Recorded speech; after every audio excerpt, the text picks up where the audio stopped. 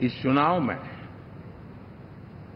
मैं कुछ उल्लेख जरूर करना चाहूंगा जो मेरी नजरिए से मैंने देखा है।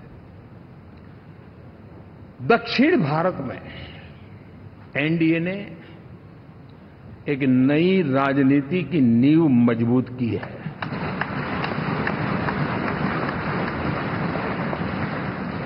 अब देखिए कर्नाटक एंड तेलंगाना, अभी तो इनकी सरकारें बनी थी, लेकिन पल भर में ही लोगों का विश्वास टूट गया, भ्रम से लोग बाहर आ गए और एनडीए को गले लगा दिया। कर्नाटक और तेलंगाना में दोनों जगह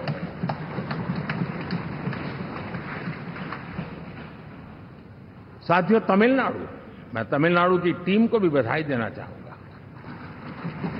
और वहां हमारा एनडीए समूह बहुत बड़ा भी है और कईयों को पता था कि हम एक साथ एक सीट नहीं लड़ा पाएंगे, लेकिन इस लड़ाई में हम साथ रहेंगे। और मैंने बहुत से एनडीए के साथी तमिलनाडु में ऐसे हैं कि जिनका कोई उम्मीदवार नहीं था, लेकिन इस झंडे को ऊंचा रखने के लिए वो जी जान से जुटे थे। और इसलिए आज तमिलनाडु में भले हम सीट नहीं जीत पाए, लेकिन जिस तेजी से एनडीए का वोट शेयर बढ़ा है, वो साफ साफ संदेश दे रहा है कल में क्या लिखा हुआ है।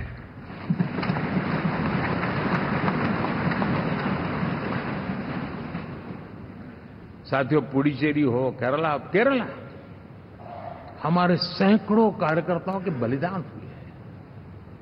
यूडीएफ हो या एलडीएफ हो, शायद हिंदुस्तान के राजनीतिक जीवन में इतना जुल्म एक विचारधारा को लेकर के जीने वाले लोगों पर हुआ होगा तो सिर्फ मैं कह सकता हूं केरल में हुआ है। जम्मू कश्मीर से भी ज्यादा हुआ है। उसके बावजूद भी सामने कहीं विजय नजर नहीं आता था।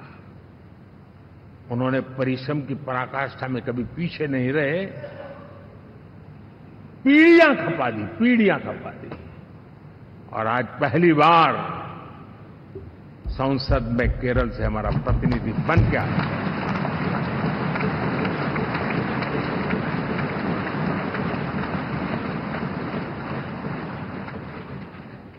साथियों,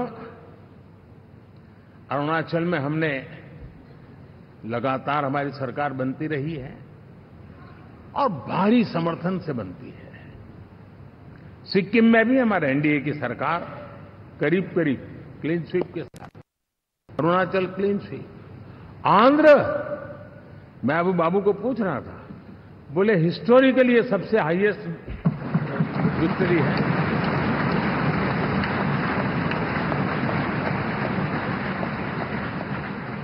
और ये जो यहां दिखता है ना पवन, ये पवन नहीं, ये आंधी है।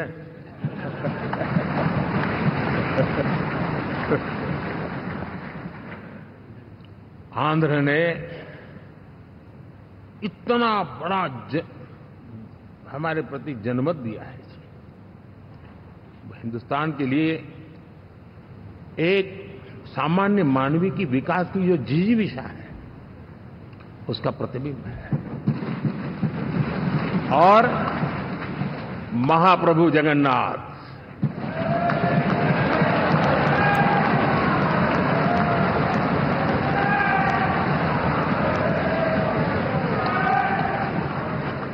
और मैंने अनुभव किया हमेशा। मैं हमेशा मानता हूं ईश्वर के अनेक रूप होते हैं, लेकिन जब मैं भगवान महाप्रभु जगन्नाथ जी को याद करता हूं तो मैं हमेशा मानता हूं ये गरीबों के देवता है।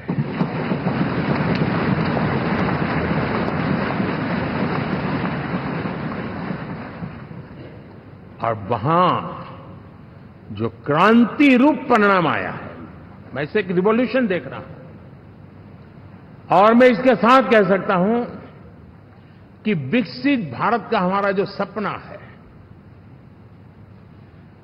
आने वाले 25 वर्ष, पहले मैंने 10 साल कहा था, या मैं 25 साल कह रहा हूं, आने वाले 25 साल महाप्रभु जगन्नाथ जी की कृपा से उड़ीसा देश की विकास यात्रा के ग्रोथ इंजन पैकी एक होगा।